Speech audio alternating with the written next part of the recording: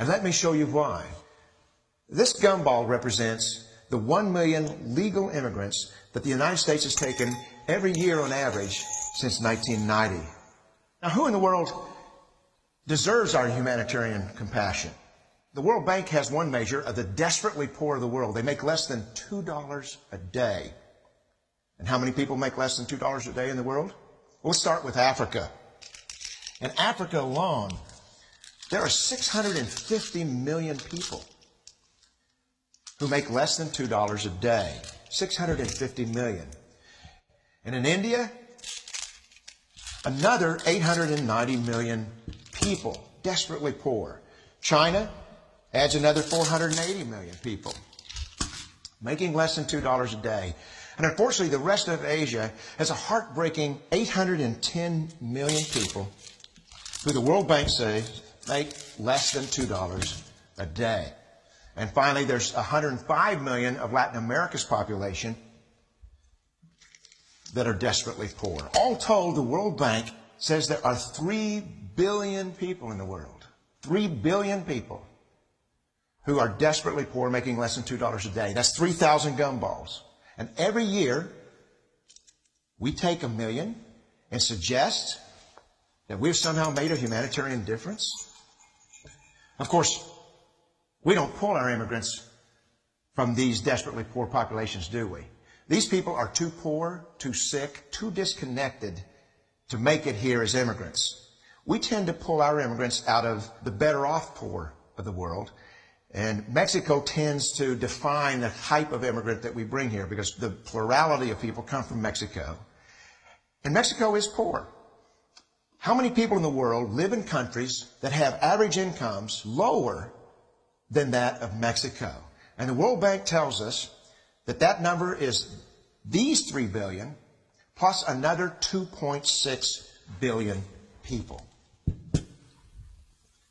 5.6 billion people in the world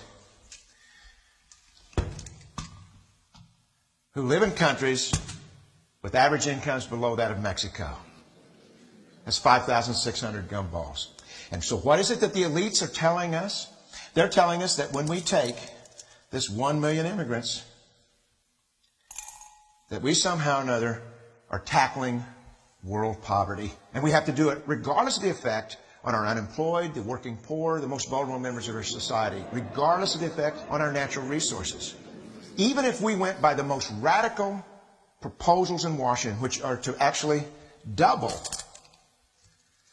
our immigration to 2 million a year, which would totally overwhelm our physical, natural, and social infrastructures, we couldn't make a noticeable difference. And we may be really hurting the impoverished people of the world because the million that we do take are among the most energetic, often the better educated, certainly the most dissatisfied people that if they did not immigrate would be the agents for change to improve the lot of all the people in these countries. The true heroes in the global humanitarian field are the people in these countries who have the wherewithal to immigrate to another country, but instead stay in their countries to apply their skills to help their fellow countrymen. Unfortunately, our immigration system tends to entice these very type of people to abandon their countrymen. The impossibility of making even a dent is actually worse than it looks here. Because last year, when we took 1 million immigrants, these countries added, births over deaths, 80 million more people into the impoverished population. And this year, Congress is bringing in 1 million legal immigrants. And this year, according to the United Nations, these countries are expected to add another 80 million people. And next year, you can be quite sure that Congress, unless stopped by the American voters, will bring in another 1 million immigrants. And these countries, unfortunately, will be adding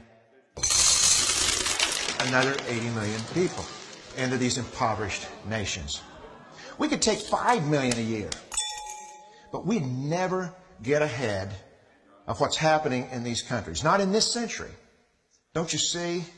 Immigration can never be an effective or significant way to deal with the suffering people of the world. They have to be helped where they live. 99.9% of them will never be able to immigrate to a rich country. There's no hope for that. They have to bloom where they're planted. The only place that 99.9% of these people can be helped is where they live. Let's help them there.